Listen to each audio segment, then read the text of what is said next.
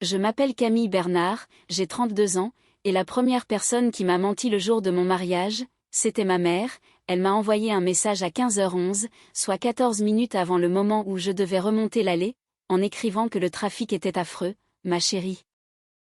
Mais qu'ils arrivaient presque, ce message aurait semblé affectueux pour n'importe qui d'autre, mais pour moi, il sonnait comme une répétition de théâtre. Je me tenais dans la suite nuptiale d'une serre restaurée près d'Annecy, fixant mon reflet dans une robe que j'avais payée moi-même dans une pièce remplie de femmes qui m'aimaient assez pour arriver en avance, défroisser les voiles, fixer les épingles à cheveux et continuer à sourire chaque fois qu'elles me surprenaient à vérifier la porte. J'avais passé 18 mois à concevoir des scénographies de musée pour les souvenirs des autres et d'une manière ou d'une autre, je croyais encore que mes propres parents pourraient enfin m'aider à en créer un qui vaille la peine d'être gardé, j'aurais dû m'en douter. Mon bouquet était déjà entre mes mains, le signal musical avait déjà été retardé une fois, mon fiancé Julien m'attendait sous un plafond de guirlandes lumineuses et de jasmin grimpant, et je n'arrêtais pas d'entendre ce stupide message dans ma tête, presque là. Cette phrase m'avait suivi toute ma vie, presque fière de toi, presque assez, presque choisie. Ma gorge s'est serrée quand la coordinatrice du domaine a frappé doucement pour demander si nous devions attendre encore 5 minutes. J'ai souri comme le font les filles qui essaient de ne pas se donner en spectacle et j'ai dit que oui, bien sûr, attendons. C'était le moment où j'ai réalisé quelque chose que j'aurais dû accepter des années plus tôt. Si le plus beau jour de ma vie dépendait encore du fait que mes parents daignent arriver ou non, alors peut-être que je n'avais jamais vraiment été libérée d'eux, avant de vous raconter ce que j'ai découvert ensuite et ce que j'ai fait après avoir arrêté d'attendre. Dites-moi quelle heure est-il pour vous en ce moment et d'où regardez-vous? Je suis curieuse de voir jusqu'où cette histoire voyagera. Je n'étais pas nerveuse à l'idée d'épouser Julien, j'étais nerveuse à l'idée de jouer le même vieux scénario familial dans une robe plus élégante. Vous voyez de quel genre de scénario je parle, celui où personne ne dit tout haut qui compte le plus parce qu'il vous le montre depuis tellement d'années qu'ils n'ont plus besoin de mots, dans ma famille. Ma sœur Léa avait toujours été l'événement principal et j'avais toujours été le personnel de soutien juste en dehors du cadre. 2 ans plus tôt, mes parents lui avaient offert un mariage près de Bordeaux qui ressemblait à un reportage dans un magazine de luxe, des pivoines blanches partout. Du linge de table importé, un quatuor à cordes au coucher du soleil, une piste de danse personnalisée, je sais exactement combien ils ont dépensé parce que j'ai vu le détail sur le bureau de mon père en l'aidant à trier ses reçus après son opération. 150 000 € sans inclure le dîner de répétition. Ma mère a fait un discours de 20 minutes pour Léa ce soir-là, 20 minutes complètes, elle a pleuré, a ri, a raconté des histoires de l'enfance de Léa, l'a décrite comme radieuse, élégante, douée, impossible à ne pas aimer. Mon père se tenait là un verre de champagne à la main, souriant à la foule comme s'il avait personnellement lancé une dynastie. À un moment donné, il a même dit que certaines filles savaient simplement comment rendre une famille fière. La salle a ri doucement, chaleureusement, avec approbation. Je me souviens m'être tenue près du buffet avec un sourire poli figé sur le visage pendant qu'un serveur me demandait si je faisais partie de l'équipe d'organisation. C'était presque drôle, presque, parce que d'une certaine manière, je l'avais toujours été. C'était moi qui ramassais les cadeaux oubliés, qui retournais chercher les housses de vêtements, qui empêchait notre tante de se plaindre de sa table et qui restait tard pour aider à charger les cadeaux dans les voitures. C'était la forme de mon rôle, utile, fiable, facile à ignorer. Alors quand Julien et moi nous sommes fiancés, je me suis fait une promesse, je ne quémanderai pas d'enthousiasme, je ne construirai pas mon mariage sur le fantasme que mes parents pourraient soudainement devenir des personnes différentes sous un éclairage flatteur. Nous avons choisi une serre restaurée en Haute-Savoie parce qu'elle semblait vivante, chaleureuse et intime. Nous avons gardé une liste d'invités assez restreinte pour que chaque personne présente compte réellement. J'ai payé ma propre robe, Julien et moi avons partagé les frais du lieu. Du traiteur et des fleurs, j'ai choisi chaque détail, jusqu'au ruban de soie crème autour de mon bouquet et au menu botanique pressé sur chaque assiette. La seule contribution concrète de mes parents était une phrase vague que ma mère répétait chaque fois que quelqu'un lui demandait si elle aidait. Oh, nous laissons juste Camille faire son petit style, c'est ainsi qu'elle qualifiait le jour le plus important de ma vie.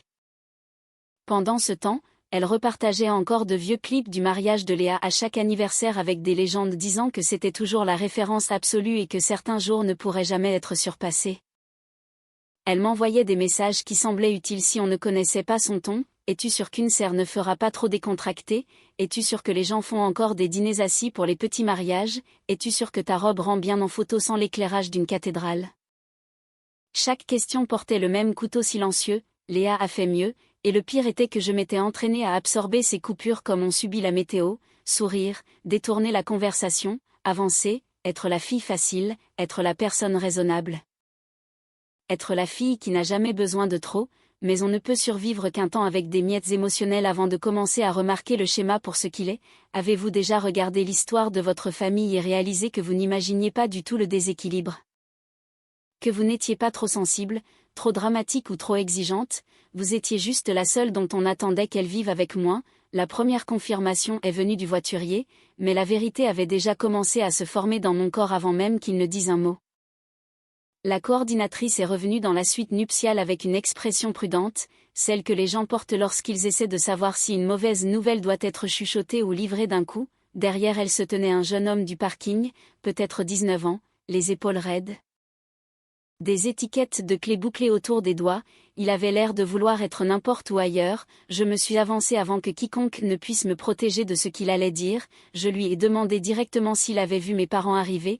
Il a hoché la tête une fois rapidement, puis a regardé la coordinatrice comme s'il demandait la permission de continuer. Je lui ai dit que tout allait bien, il a dégluti et a dit que oui, il s'était garé environ 40 minutes plus tôt. Le soulagement m'a envahi pendant une demi-seconde, un soulagement mince, stupide et automatique. Puis il a continué à parler, il a dit qu'ils étaient restés dans la voiture quelques minutes, on demandait si c'était la seule entrée, puis on demandait la direction du lac du Bourget parce qu'ils étaient en retard pour un barbecue. J'ai sincèrement cru avoir mal entendu. Non pas parce que la phrase n'était pas claire, mais parce que mon cerveau refusait de faire entrer ces mots dans le cadre de mon mariage. J'ai répété la phrase, en retard pour un barbecue, il a hoché la tête à nouveau, plus à contre-cœur cette fois. Et a ajouté que la femme sur le siège passager avait ri et dit que Camille serait encore en train de faire des photos et qu'il pourrait passer après. Il y a des moments dans la vie où la douleur n'arrive pas comme une vague, elle arrive comme une précision. Chaque doute flou devient soudainement net. C'est ce qui m'est arrivé, il ne s'était pas perdu, il n'avait pas été retardé par un accident, il n'avait pas été bloqué dans les bouchons sans moyen de me joindre, ils avaient fait tout le chemin jusqu'au lieu de mon mariage. S'était assis dehors pendant que j'attendais dans une robe blanche, avait regardé l'entrée et avait fait un choix, puis ils sont partis pour un barbecue chez ma cousine Élodie, des chaises pliantes, des assiettes en carton, des glacières, quelqu'un s'occupant du grill. Et ce qui rendait cela si impardonnable n'était même pas qu'ils aient choisi un autre événement familial, c'était qu'ils aient choisi quelque chose de si décontracté, si ordinaire, si dérisoire. S'ils étaient partis pour une urgence médicale, j'aurais paniqué. S'ils étaient partis parce que quelqu'un était blessé, j'aurais compris, mais un barbecue, il n'y a aucun moyen d'adoucir ce que cela signifie que ma cérémonie passait après les accompagnements et les discussions futiles. Cela signifie que la première heure de mon mariage était considérée comme négociable, cela signifie qu'ils croyaient pouvoir passer plus tard et se considérer encore comme des parents attentionnés. La coordinatrice m'a demandé doucement si je voulais retarder encore. Je pouvais entendre du mouvement à l'extérieur de la pièce, les invités bougeant sur leurs sièges, les musiciens attendant, ma vie essayant de continuer pendant que je me tenais là dans un silence si tranchant qu'il semblait métallique, puis mon téléphone a vibré, un nouveau message de ma mère.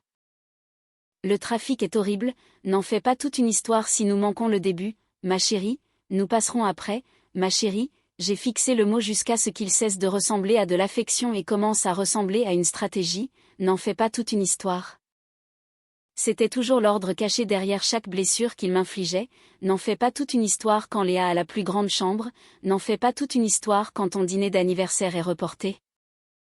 N'en fais pas toute une histoire quand ta promotion est ignorée parce que le chien de Léa est malade, n'en fais pas toute une histoire quand ton propre mariage est traité comme une étape sur le chemin d'ailleurs. Le voiturier était toujours là, mortifié. Je l'ai remercié parce que rien de tout cela n'était sa faute et je l'ai regardé partir comme s'il ne pouvait pas s'échapper assez vite, puis j'ai regardé la porte fermée, le bouquet dans ma main, l'horloge au mur, et j'ai compris quelque chose que j'aurais dû accepter il y a des années. Ce n'était pas une surprise, c'était une confirmation finale, ils n'avaient pas encore gâché mon mariage, ils avaient exposé la valeur exacte qu'ils lui accordaient, et une fois que quelque chose est exposé aussi clairement, on ne peut plus appeler cela de la confusion. Je suis entrée dans la salle de préparation latérale et j'ai fermé la porte derrière moi avant que quiconque ne puisse dire quelque chose d'assez gentil pour me faire pleurer. Le silence y semblait étrange après le bourdonnement de la suite nuptiale. Comme si l'air lui-même attendait de voir ce que j'allais faire, j'ai posé mon bouquet sur une console et j'ai encore regardé mon téléphone, non pas parce que j'avais besoin de plus de preuves, mais parce que la trahison a une manière malsaine de vous faire vérifier ce que vous savez déjà. J'ai d'abord ouvert Instagram, puis la discussion de groupe familial que je gardais en sourdine pour ma propre santé mentale. Ils étaient là, pas dans les bouchons, pas en train de s'excuser, pas en train de se précipiter vers moi. Ma cousine Élodie avait déjà mis en ligne une série de photos intitulées Coup d'envoi familial au lac. Sur la deuxième photo, mon père se tenait devant le barbecue dans le tablier beige que je lui avais acheté il y a 3 Noëls. Souriant comme s'il n'avait nulle part ailleurs de plus important où être, sur une autre, ma mère tenait un verre en plastique d'une main et le bras de Léa de l'autre. La légende disait « Enfin tout le monde à nouveau réuni, j'étais à 38 minutes de là dans une robe de mariée et selon Internet. » Tout le monde était ensemble, sauf moi. Ce détail m'a touché plus profondément que je ne l'aurais cru parce que ce n'était pas seulement qu'ils soient partis, c'était que dans leur esprit, mon absence n'interrompait pas l'image de la famille, je n'étais pas assez centrale pour manquer. Chloé m'a trouvé debout avec mon téléphone à la main et la poitrine si serrée que je pensais que j'allais déchirer la fermeture éclair de ma robe en essayant de respirer. Elle a fermé la porte derrière elle et n'a pas perdu de temps avec les questions habituelles. Elle a jeté un regard à mon visage et m'a dit de raconter, alors je l'ai fait, pas élégamment, pas dans un monologue cinématographique composé, je lui ai dit par fragments, le parking, le barbecue, on passera après, n'en fais pas toute une histoire, son expression a changé de seconde en seconde. Passant de l'inquiétude à l'incrédulité, puis à quelque chose de bien plus utile que la pitié, la colère, une colère propre et sans confusion en mon nom, elle a pris le téléphone de ma main, a regardé les photos et a dit, Camille, s'ils entrent ici plus tard en attendant des sièges et des sourires. Je te jure que je les ferai repartir si vite qu'ils croiront être encore sur le parking. J'aurais dû être horrifiée. Au lieu de cela, j'ai ri une fois durement parce que son indignation me faisait me sentir reconnue, c'était ce qui manquait depuis des années. Tout le monde dans ma famille s'était toujours empressé de m'expliquer mes parents, ils partent d'une bonne intention, ils sont à l'ancienne, Léa a juste besoin de plus de soutien, tu sais comment est ta mère, tu es la plus forte. Mais personne n'avait jamais regardé les faits pour dire l'évidence à voix haute, c'est cruel, debout dans cette pièce, j'ai commencé à me souvenir de tous les petits moments qui avaient construit celui-ci. La bourse d'études que j'avais gagnée et qui n'avait reçu qu'un félicitation distrait parce que Léa traversait une rupture, le dîner d'anniversaire que mes parents avaient reprogrammé 2 fois puis combiné avec un déjeuner de fête des pères pour gagner du temps. La promotion que j'avais obtenue au musée et que ma mère avait balayée d'un revers de main en demandant si Julien était toujours sûr de vouloir une femme avec un travail aussi exigeant, le matin de Noël où Léa avait reçu un voyage surprise en Italie et moi un agenda en cuir parce que, comme mon père l'avait dit, j'avais toujours été si pratique, fiable, mature, facile, ce n'étaient pas des compliments dans ma famille, c'était des mesures d'économie, des étiquettes qu'ils utilisaient chaque fois qu'ils voulaient que j'avale une déception sans les mettre mal à l'aise. Chloé s'est accroupie devant moi, une main serrant le bord de ma chaise, et a dit quelque chose que je ne pense pas oublier un jour. Elle a dit, « Camille, ce n'est pas le jour où ils t'ont abandonné, ils le font lentement depuis des années. C'est juste le premier jour où tu ne peux pas prétendre le contraire parce que tu es en blanc et que tout le monde peut voir les dégâts. » Cette phrase a frappé plus fort que les photos, peut-être parce que c'était vrai. Peut-être parce qu'au fond j'avais passé une grande partie de ma vie à espérer que le contexte les rachèterait, peut-être que je pensais que si je réussissais assez, si j'aimais assez, si je planifiais assez soigneusement, ils finiraient par se montrer à la hauteur de l'occasion. Mais certaines personnes ne s'élèvent pas, elles se révèlent simplement. Je suis restée assise encore un moment, lissant le tissu sur mes genoux, fixant le léger miroitement de la dentelle contre ma peau, et j'ai arrêté de me demander comment ils pouvaient faire ça. Cette question m'avait gardée prisonnière pendant des années, elle impliquait qu'il devait y avoir une réponse qui rendrait la blessure raisonnable, il n'y en avait pas, la meilleure question était de savoir ce que j'allais faire de la vérité maintenant qu'elle avait enfin cessé de se cacher. Chloé a fouillé dans son sac, a sorti mon rouge à lèvres et me l'a tendu comme si elle me rendait mon propre nom, alors j'ai retouché ma bouche, j'ai repris mon bouquet, j'ai regardé dans le miroir et j'ai vu la même robe, le même visage, le même jour de mariage.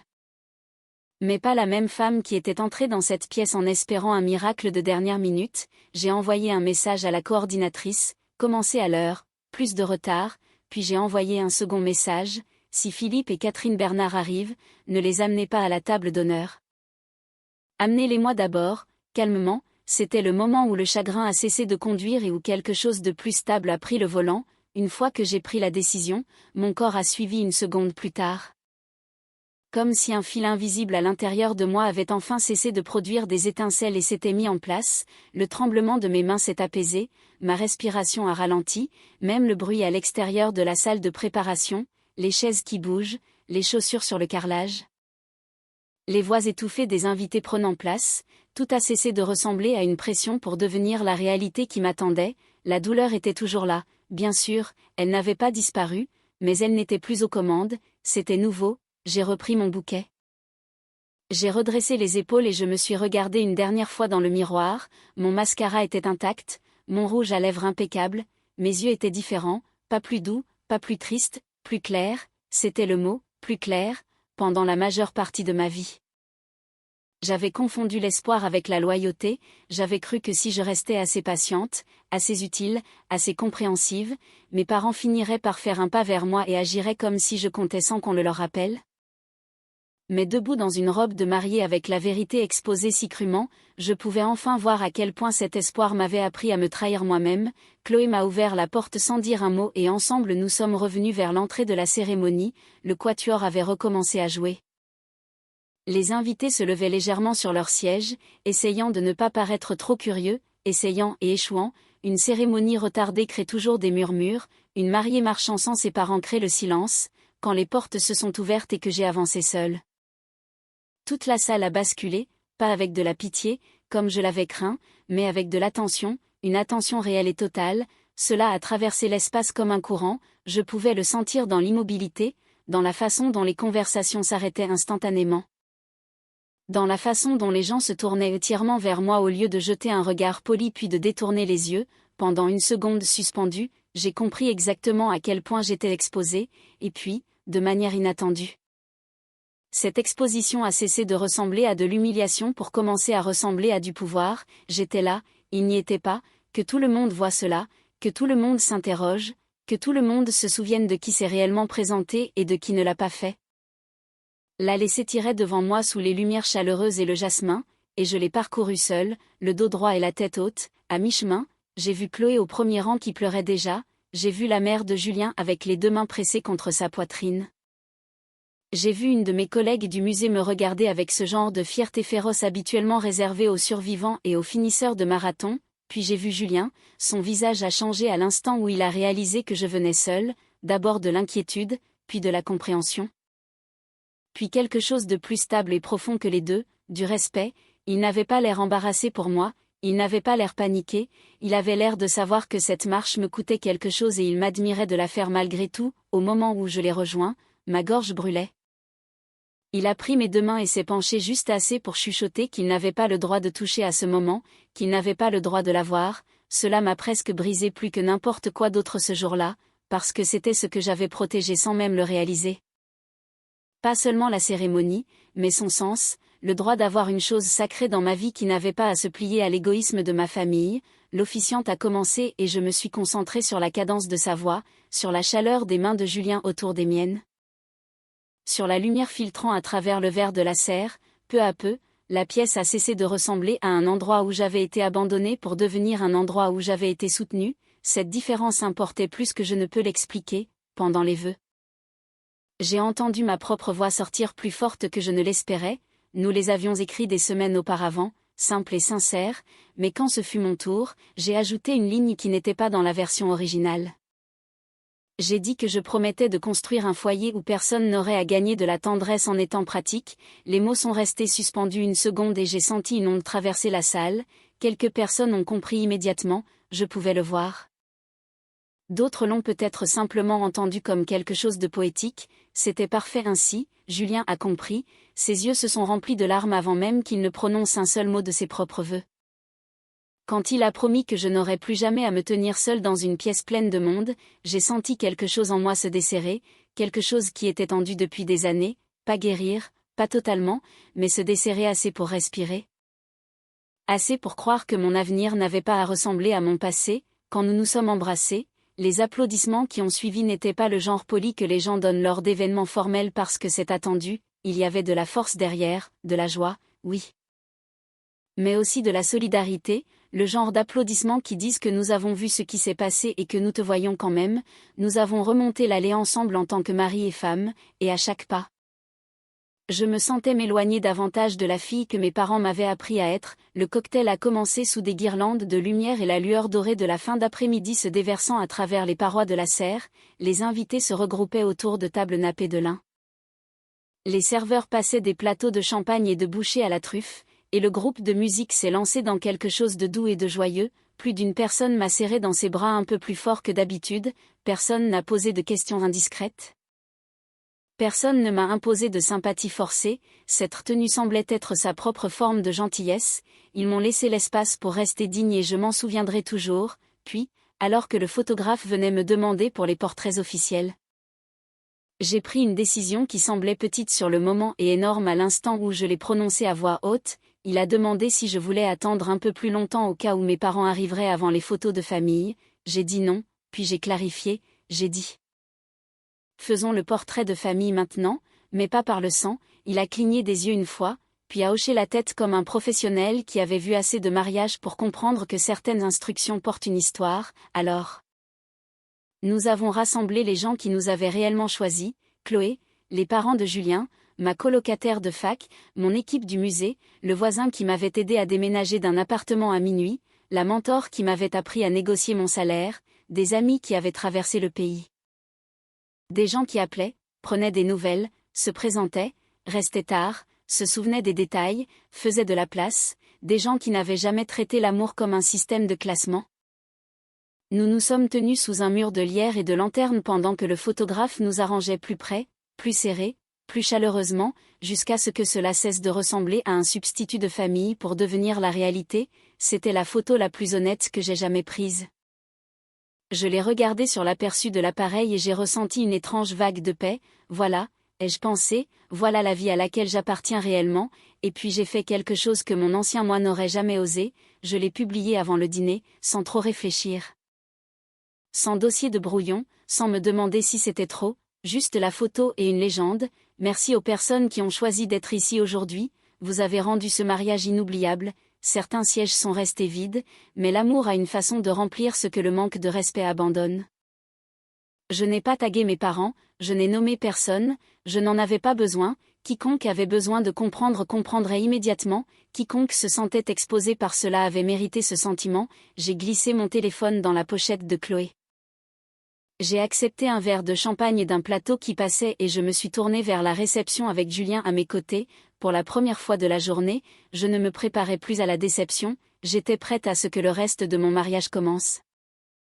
Les retombées ont commencé avant le dîner. Élodie, ma cousine avec le barbecue et les légendes dramatiques, a commenté la première. Attends, tante Catherine et oncle Philippe n'étaient pas là, puis Léa m'a envoyé un message privé. Pourquoi publies-tu des trucs passifs-agressifs le jour de ton mariage? Maman est bouleversée. J'ai fixé ce message pendant 3 secondes complètes avant de rire si fort que Julien a dû me demander si j'allais bien. Il y a quelque chose de presque artistique dans l'arrogance des gens qui vous blessent et prétendent immédiatement que votre réaction est l'offense. J'ai répondu que s'ils avaient choisi le barbecue de ta cousine plutôt que ma cérémonie après être venus jusqu'au parking. Il n'y avait rien de passif dans ce que je disais. Puis je l'ai mise en sourdine et je suis allée dîner. La réception était magnifique, pas parfaite, magnifique, la perfection est fragile, la beauté est vivante. La mère de Julien a fait un court discours si sincère qu'il a fait pleurer la moitié de la salle. Chloé a réussi à transformer ma marche en solitaire dans l'allée en une histoire de courage plutôt que d'abandon. Mes invités ont dansé, ils ont ri. Ils ont mangé un risotto aux champignons et des tares au citron sous les fougères suspendues et la lumière des bougies. À un moment donné, je suis sortie pour respirer et j'ai vu la ligne des montagnes s'effacer dans le bleu du soir. Et je me souviens avoir pensé que le chagrin est étrange parce qu'il peut se tenir à côté de la joie sans l'annuler. J'étais blessée et heureuse en même temps. Je pense que l'âge adulte consiste à apprendre que les deux choses peuvent être vraies, puis juste après notre première danse. La coordinatrice s'est approchée de moi avec son visage prudent à nouveau. Cette fois je n'ai pas stressé, je savais, elle a dit que mes parents étaient là maintenant. Si tard que c'en était presque comique, ils avaient apparemment décidé de passer après le barbecue.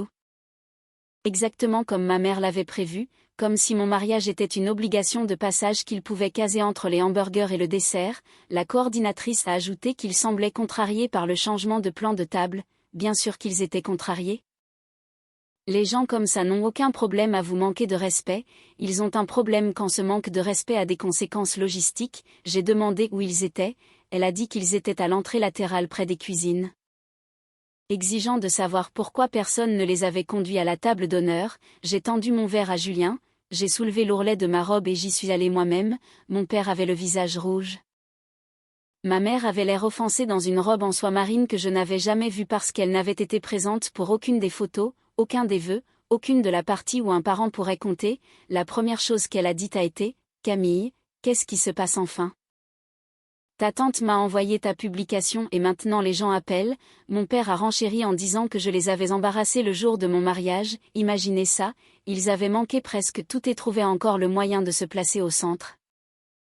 Je les ai regardés tous les deux et je n'ai ressenti aucune panique, aucune envie de supplier, aucun réflexe de fille pour calmer le jeu, juste de l'immobilité. J'ai dit que vous avez séché ma cérémonie pour un barbecue. Vous vous êtes assis dans votre voiture devant le domaine et avez décidé que du poulet grillé comptait plus que de me voir me marier, puis vous m'avez dit de ne pas en faire toute une histoire. J'en ai fait exactement l'histoire que cela méritait. Ma mère a tenté un sourire. Ce genre de sourire condescendant qu'elle utilise quand elle pense pouvoir reprendre le contrôle social. Elle a dit « Oh ma chérie, ne sois pas dramatique, nous allions venir après ». J'ai hoché la tête une fois et j'ai dit que c'était exactement le problème. Vous pensiez qu'après était suffisant? Mon père a regardé vers la salle à manger et a baissé la voix. Vas-tu vraiment nous laisser dehors pour un malentendu? Un malentendu? Cette phrase m'a presque impressionné. Des années de favoritisme, de négligence, de comparaison et d'humiliation publique, le tout emballé comme de la confusion. Je leur ai dit quelque chose que j'aurais dû leur dire il y a 10 ans, ce n'est pas à propos de ce soir n'est que le dernier reçu. Les yeux de ma mère se sont enfin durcis quand elle a réalisé que la honte n'allait pas me faire céder. Elle a dit que je les punissais devant toute la famille. J'ai dit non, ils avaient fait cela eux-mêmes au moment où ils avaient choisi où passer l'après-midi. Mon père a demandé si j'allais sérieusement les faire partir, je lui ai dit oui, calmement, clairement, sans élever la voix une seule fois, puis j'ai ajouté une chose de plus. Et c'était la partie qu'aucun des deux n'avait vu venir. 3 mois avant le mariage, mon père m'avait demandé si je pouvais examiner le budget de rénovation du gîte qu'il voulait transformer en location saisonnière en Provence. Je suis scénographe de musée. Mais j'ai passé des années à gérer des prestataires, des contrats, des équipes et des dépassements de coûts. Dans ma famille, cela se traduisait par du travail gratuit chaque fois que quelqu'un voulait que quelque chose soit fait de manière efficace et belle. J'avais passé des semaines à les aider à contacter un consultant en subvention de préservation, à tracer un plan d'étage rentable et à préparer le dossier de proposition qui rendrait tout le projet financièrement viable, l'application finale avec mes recommandations de fournisseurs. Les révisions de calendrier et les notes de crédit d'impôt étaient du lundi matin. J'ai regardé mon père et j'ai dit que puisqu'il pensait que mes étapes importantes étaient facultatives, mon travail l'était aussi. Je me suis retiré du projet il y a 1 heure. Vérifie tes emails, il m'a fixé. Ma mère a blêmi, je l'avais fait pendant que je changeais de chaussures pour la réception, un message concis pour eux, un pour le consultant, un pour l'entrepreneur, effet immédiat, je ne suis plus impliqué dans le projet du gîte à titre consultatif ou de coordination. Veuillez retirer mon nom de tous les documents et diriger les questions futures ailleurs. Ce gîte était leur grand projet de retraite, leur prochain symbole de statut, la chose dont ils s'étaient vantés auprès de chaque cousin et ami de l'église. Ils dépendaient de moi pour tenir les morceaux ensemble parce que Léa n'était pas douée pour les détails, ce qui en langage familial signifiait que Léa était trop précieuse pour être encombrée et que Camille était trop fiable pour refuser, jusqu'à maintenant. Mon père a demandé si j'allais vraiment saboter la famille pour un malentendu privé, j'ai presque souri à la répétition, même mot, voix plus basse, j'ai dit non, je facture enfin le prix du marché pour l'accès à ma personne et vous ne pouvez pas vous le permettre. La coordinatrice s'est rapprochée. Sans me toucher, juste présente, Julien était à quelques pas derrière, silencieux et solide. Ma mère a changé de tactique comme elle le faisait toujours quand le contrôle échouait, les larmes, elle a dit qu'elle ne pouvait pas croire que je leur ferais ça le jour de mon mariage. Cette phrase m'a tout dit, même alors, même là, la journée leur appartenait encore dans leur esprit, leurs blessures, leur humiliation, leur fille n'était que l'occasion, alors je leur ai donné la vérité, dépouillée de chaque adoucissant qu'on m'avait appris à utiliser. J'ai dit que vous m'avez appris toute ma vie que l'effort suit la valeur, vous avez dépensé de l'argent, du temps, des discours, des week-ends et de l'énergie pour Léa parce que c'est là que se trouvait votre valeur, aujourd'hui j'ai enfin fini par vous croire.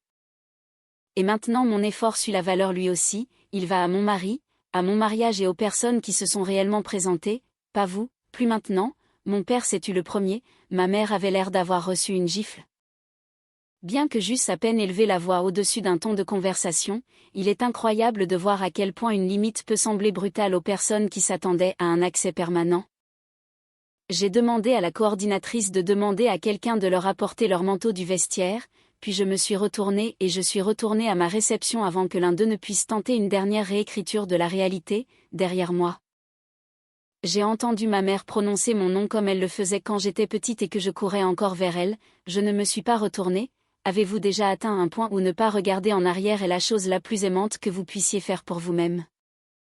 Je pense que certaines personnes appellent cela de la froideur, j'appelle cela de l'éducation parce que c'est la leçon que mon mariage m'a apprise plus clairement que n'importe quel livre, sermon ou excuse ne le pourrait jamais. L'amour sans respect n'est que de l'accès et la famille sans responsabilité n'est qu'une habitude portant des vêtements sentimentaux, on nous apprend qu'être la personne la plus mature est noble, que supporter la douleur en silence prouve le caractère. Que maintenir la paix est plus important que dire la vérité, mais la connaissance utile, celle qui protège réellement votre vie, enseigne quelque chose de différent, elle enseigne que le respect de soi n'est pas de la cruauté. Que les limites ne sont pas une trahison et que les gens qui manquent vos plus grands moments vous disent exactement quel rang vous occupez dans leurs priorités, croyez-les la première fois, à la fin de la nuit, mes parents étaient partis. Mes invités dansaient encore et la discussion de groupe familial avait explosé dans le genre de chaos qui se produit quand une personne refuse enfin le vieux scénario. Elodie a supprimé sa publication sur le barbecue, Léa a appelé 2 fois. Une tante dont je n'avais pas eu de nouvelles depuis des années a envoyé un message qui disait simplement « Je suis désolée que nous ayons tous laissé cela se produire pendant si longtemps, Julien m'a trouvé près de la piste de danse. » A glissé sa main autour de ma taille et m'a demandé si j'étais prête pour le gâteau. J'ai regardé autour de moi, Chloé riant avec le groupe, ma famille choisie se pressant autour de la table des desserts, la lumière des bougies scintillant contre le verre de la serre. La vie qui m'attendait au-delà de cette journée brutale mais clarificatrice, et j'ai dit oui, pas parce que tout était guéri, pas parce que j'avais cessé de souffrir, mais parce que pour la première fois l'histoire n'était plus de savoir si mes parents m'aimaient correctement. Elle était de savoir ce que j'allais faire maintenant que je comprenais qu'ils ne l'avaient jamais fait, et ce que j'ai fait ensuite a tout changé, j'ai arrêté de me porter volontaire pour être ignorée, j'ai arrêté de financer des relations qui fonctionnaient sur mon silence. J'ai arrêté de confondre l'endurance avec l'amour, je suis partie en lune de miel, j'ai bloqué 3 numéros au-dessus de l'océan, je suis revenue plus légère, parfois la vengeance ne ressemble pas à des cris en public ou à l'exposition de chaque secret de famille. Parfois elle consiste à laisser les bonnes personnes vous regarder prospérer pendant que les mauvaises réalisent que la porte ne s'ouvre plus de leur côté. Le soir de mon mariage, mes parents m'ont délaissé pour le barbecue de ma cousine, le lendemain matin. Ils avaient perdu leur gestionnaire de projet, leur fille de secours, leur réparatrice silencieuse et la femme qu'ils supposaient être toujours en attente, ils ne l'ont jamais vu venir. Cette histoire nous rappelle avec force que les liens du sang ne justifient jamais le manque de respect constant ou l'indifférence émotionnelle. Camille a dû faire le deuil de la relation qu'elle espérait avoir avec ses parents pour enfin célébrer celle qu'elle avait construite avec son mari et ses amis. La décision de couper court à son aide professionnelle est une étape cruciale, elle montre qu'elle ne se contente plus de fixer des limites verbales, mais qu'elle retire activement la valeur qu'elle apportait à des personnes qui ne la valorisaient pas en retour. Le concept de l'enfant doré face au bouc émissaire ou à l'enfant invisible est très présent ici, et la réaction de la famille après sa publication montre à quel point le système familial est déstabilisé quand une personne refuse de jouer son rôle habituel de victime silencieuse.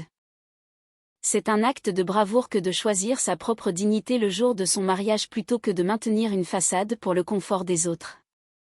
Et vous, qu'en pensez-vous? À quelle heure regardez-vous cette vidéo et depuis quelle ville ou quel pays nous suivez-vous? Avez-vous déjà dû fixer des limites radicales avec des membres de votre famille pour protéger votre propre bonheur? Partagez vos expériences dans les commentaires, cela aide beaucoup la communauté à se sentir moins seule face à ces situations complexes.